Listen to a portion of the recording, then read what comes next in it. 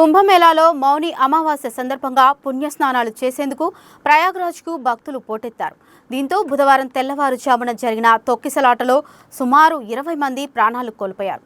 మన దేశంలో గతంలో కూడా పర్వదినాలు, మేళాల సందర్భంగా పలుమార్లు దుర్ఘటనలు జరిగాయి. కొన్ని సందర్భాల్లో దాదాపు 200 మందికి పైగా చనిపోయిన ఘటనలు ఉన్నాయి.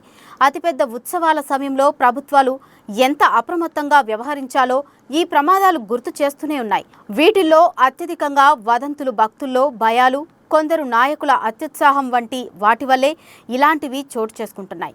12 సంవత్సరాలకొకసారి వచ్చే ఈ కుంభమేళాకు దేశవ్యాప్తంగా అన్ని రాష్ట్రాల నుంచి భక్తులు కోట్ల సంఖ్యలో వస్తారని ముందుగానే తెలిసినప్పటికీ అధికారులు పటిష్టమైన చర్యలు తీసుకోలేదనే ప్రచారం జరుగుతోంది.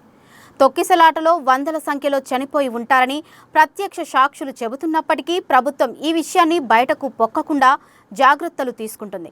గత 2-3 నెలల నుంచి ఉత్తరప్రదేశ్ ప్రభుత్వం వేల కోట్లు ఖర్చు చేసి భక్తులకు సౌకర్యాలు కల్పిస్తున్నామని చెప్తున్నప్పటికీ అక్కడ ఎటువంటి సదుపాయాలు లేవని భక్తులు ఆగ్రహం వ్యక్తం చేస్తున్నారు.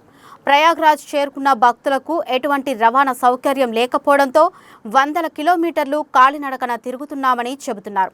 బుధవారం జరిగిన ఘటనలో కేవలం 20 మంది మాత్రమే చనిపోయారని ప్రచారం జరుగుతున్నప్పటికీ వాస్తవ పరిస్థితులు వేరుగా ఉన్నాయని ప్రత్యక్ష సాక్షులు చెబుతున్నారు. మౌని అమావాస్య రోజు భక్తులు కోట్లాదిగా చేరుకోవడంతో ఆహారం, నీళ్లు అందక కొందరు తొక్కిసలాటలో, కొందరు నీటిలో మునిగి, కొందరు చనిపోయినప్పటికీ ఈ విషయాలను ప్రభుత్వం బయటకు చెప్పడం లేదనే ప్రచారం జరుగుతుంది.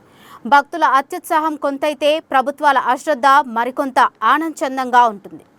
ఏది ఏమైనప్పటికీ పోయింది మాత్రం అమాయక భక్తుల ప్రాణాలే. ఈ ఘటనతోనైనా ప్రజలకు కనువిప్పు కలిగి భవిష్యత్తులో ఇటువంటి సంఘటనలు పునరావృతం కాకుండా ఉండాలని కోరుకుందాం.